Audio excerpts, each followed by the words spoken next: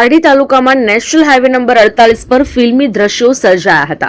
દમણથી ગેરકાયદેસર રીતે ઇંગ્લિશ દારૂનો જથ્થો ભરીને વલસાડ તરફ જતી એક સફેદ i20 કારને પોલીસે બાતમીના આધારે પકડવાનો પ્રયાસ કર્યો હતો। જોકે પોલીસને જોઈ બુટલેગરે કાર ભગાવતા પોલીસે તેનો પીછો કર્યો હતો, જેમાં ટાયર ફાટી જતા કાર ડિવાઈડર સાથે અથડાઈ હતી। પારડી પોલીસ સ્ટેશનના કોન્સ્ટેબલ મનેશભાઈ વસાવા અને ટીમ પેટ્રોલિંગમાં હતી ત્યારે બાતમી મળી કે કાર નંબર DD03F 1898માં દારૂનો જથ્થો લઈ જવામાં આવી રહ્યો છે। વલ્લભ આશ્રમ સ્કૂલ પાસે પોલીસે નાકાબંધી કરી હતી, પરંતુ ચાલક સુરેશભાઈ ડાયાભાઈ કોળી પટેલ કાર ઊભી રાખવાને બદલે સર્વિસ રોડ પર હંકારી ગયો હતો।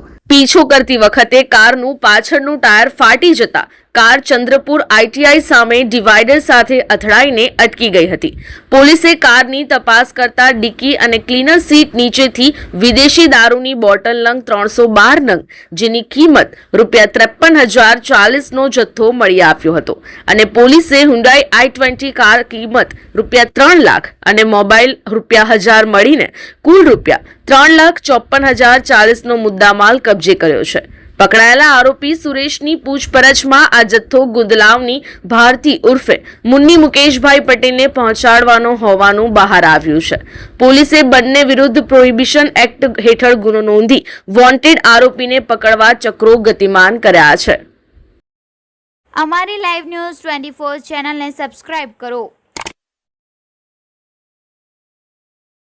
બેલ આઇકોન દબાવો જેથી આવનાર ન્યૂઝ અપડેટ્સની નોટિફિકેશન આપ સુધી સૌથી પહેલા પહોંચે।